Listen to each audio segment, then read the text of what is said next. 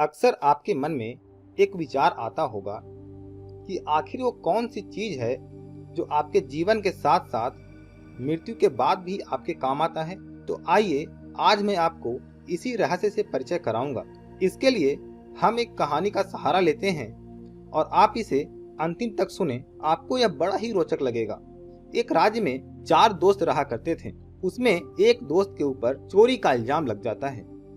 वह राजा के पास जाता है, गिड़गिड़ाता है कि उसने वह चोरी नहीं की है, बल्कि उसे फंसाया जा रहा है। राजा बड़े सोच विचार के बाद कहता है कि जाओ और एक ऐसे व्यक्ति को लेकर आओ जो तुम्हें निर्दोष साबित कर दे। तब वो आदमी सोचता है कि मेरे 3 दोस्त कब काम आएंगे, अब तो मेरी सारी परेशानी ही खत्म हो गई। सबसे पहले वह अपने पहले दोस्त के पास जाता है। वह इतना खास था कि दोनों एक दूसरे के बिना नहीं रह सकते थे और सारे दोस्तों में सबसे ज्यादा प्यार भी वह पहले दोस्त से ही करता था। इसलिए सबसे पहले अपने पहले दोस्त से वह आदमी कहता है कि मेरे साथ राज दरबार में चलो और मुझे निर्दोष साबित कर दो।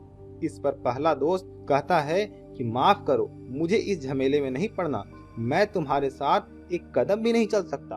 फिर वो आदमी दूसरे दोस्त के पास जाता है जिसे वह प्यार तो करता है परंतु कुछ खास मतलब नहीं रखता।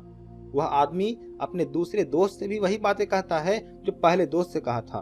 तो दूसरा दोस्त उसे संतावना देते हुए कहता है कि चलो मैं तुम्हारे साथ राज दरबार के गेट तक तो चलूंगा, परंतु मुझे अंदर जाने की हिम्मत नहीं है। हो सकता है तुम्हारे कारण मैं भी दोषी बन जाऊं और मुझे भी दंड मिले।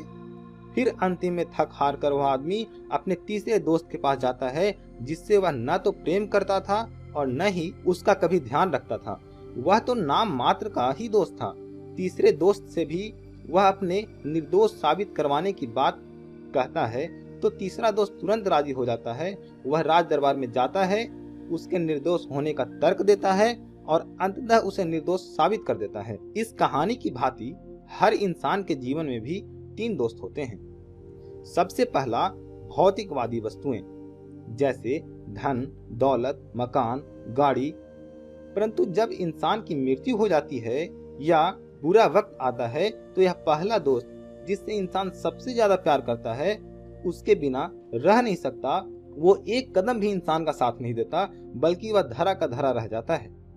आदमी का दूसरा दोस्त समाज और परिवार होता है, जो कहानी के दूसरे दोस्त की तरह मरने पर शमशान घाट तक तो साथ जाते हैं, परंतु उससे आगे जाने की उनकी भी हिम्मत नहीं होती।